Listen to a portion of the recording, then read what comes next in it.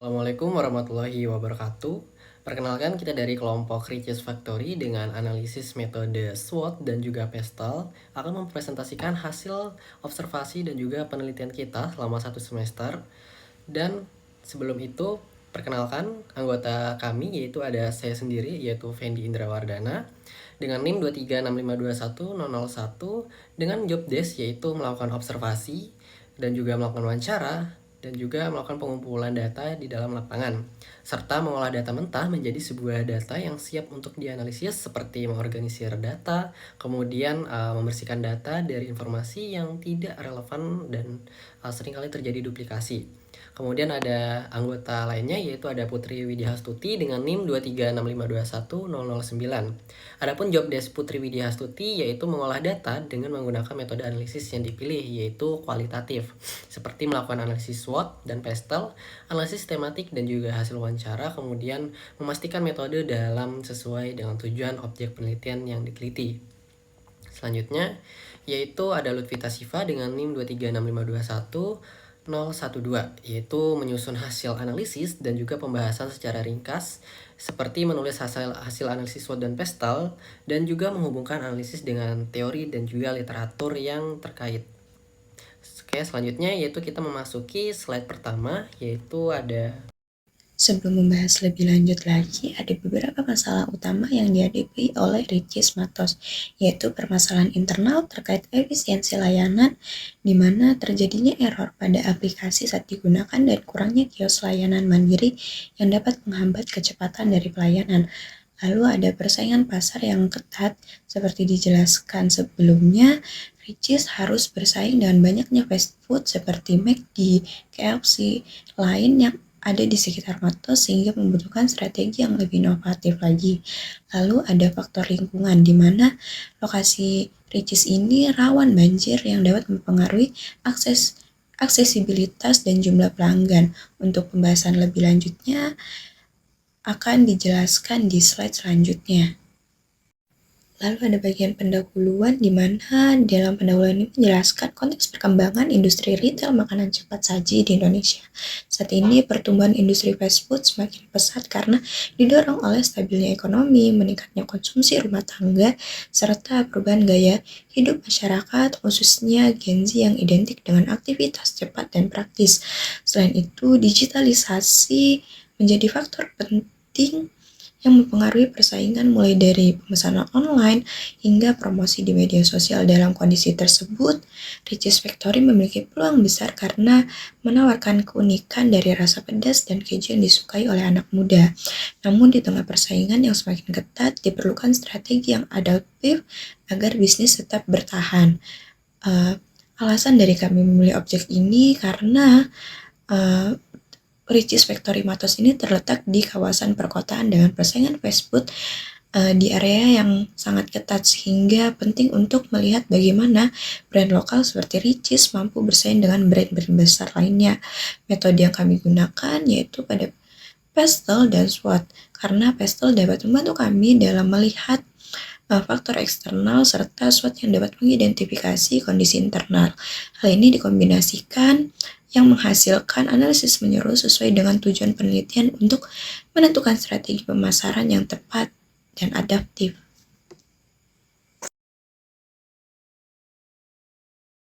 Selanjutnya adalah kajian pustaka. Kajian pustaka dalam penelitian ini berlandaskan pada 3 konsep utama, yaitu retail marketing, analisis SWOT, dan juga analisis PESTEL yang menjadi pondasi dalam menyusun dan mengevaluasi strategi pemasaran dari Ricis Factory cabang Matos.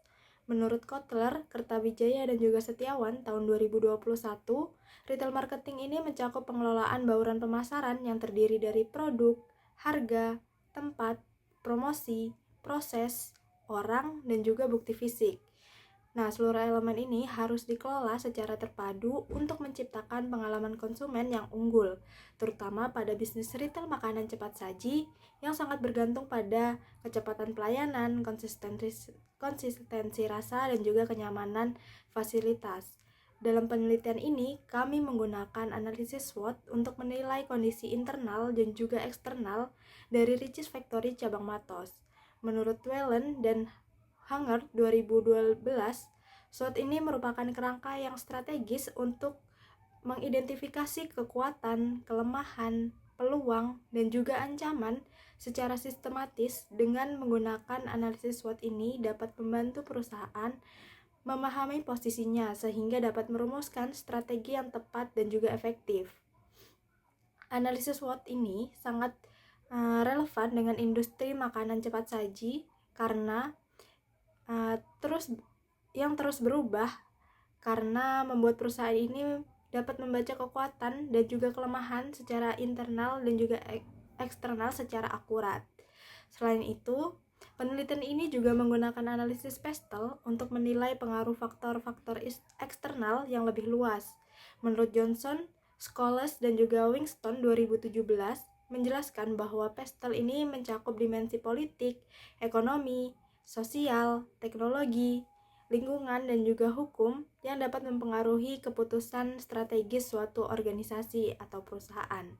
Dalam konteks Riches Factory ini sendiri, analisis PESTEL menjadi sangat penting karena industri makanan cepat saji ini dipengaruhi oleh isu-isu makro seperti inflasi, tren gaya hidup, dan juga perkembangan teknologi pemesanan, serta isu politik seperti aksi boikot yang dapat berdampak dalam meningkatkan minat terhadap brand lokal.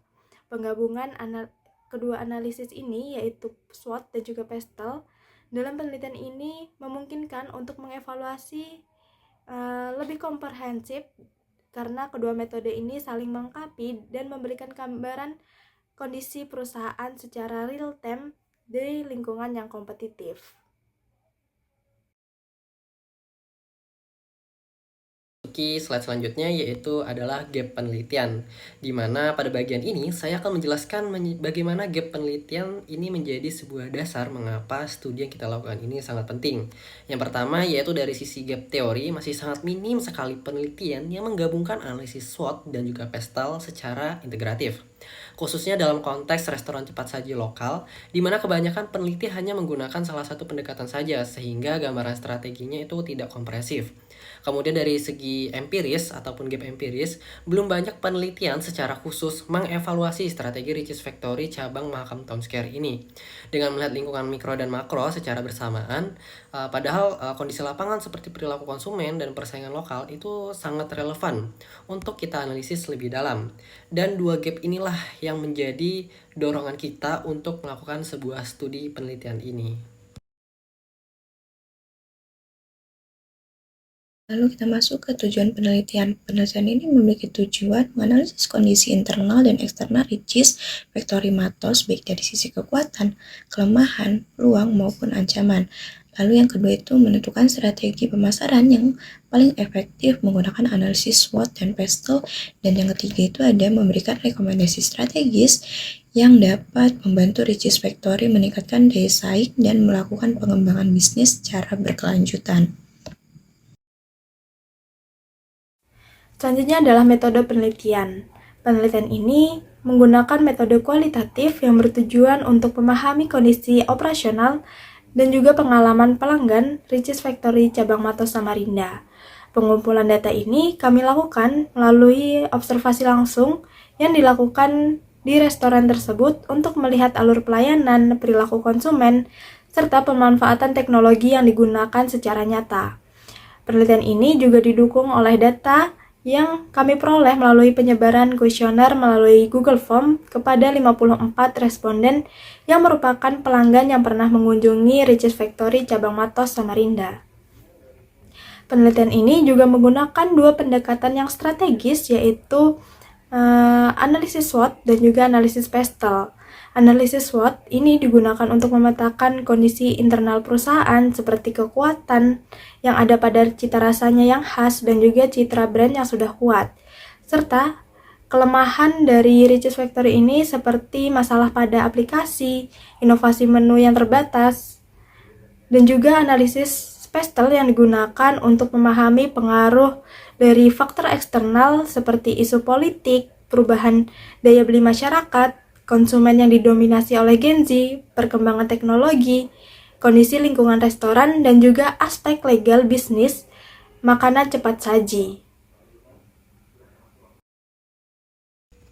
Selanjutnya itu pada analisis SWOT analis, yaitu saya akan memaparkan temuan utama terkait kondisi strategis dari Richeese Factory, Makam Town Square di kota Samarinda. Dari sisi kekuatan, Richeese memiliki produk keju pedas yang khas dan juga citra merek yang kuat, serta kepercayaan tinggi konsumen terkait sertifikasi mereka yaitu terjamin halal. Hal ini itu akan menjadi sebuah pondasi utama dalam strategi merek Richeese. Dari sisi kelemahan, harga yang seperti harga yang kurang premium, serta juga inovasi yang terbatas dan aplikasi pemesanan itu sering kali error dan itu menjadi sebuah hambatan. Selain itu juga ketersediaan seperti kios mandiri itu masih kurang optimal di dalam lapangan. Serta untuk peluang yaitu ada tren delivery yang meningkat. Hal ini menjadi sebuah peluang di mana Richeese Factory dapat mengembangkan layanan mereka. Serta perilaku FOMO yang dilakukan oleh generasi Z ataupun generasi muda, dan juga tingginya penggunaan sosial media. Nah, penggunaan sosial media ini itu akan membuka sebuah peluang besar untuk ekspansi secara digital.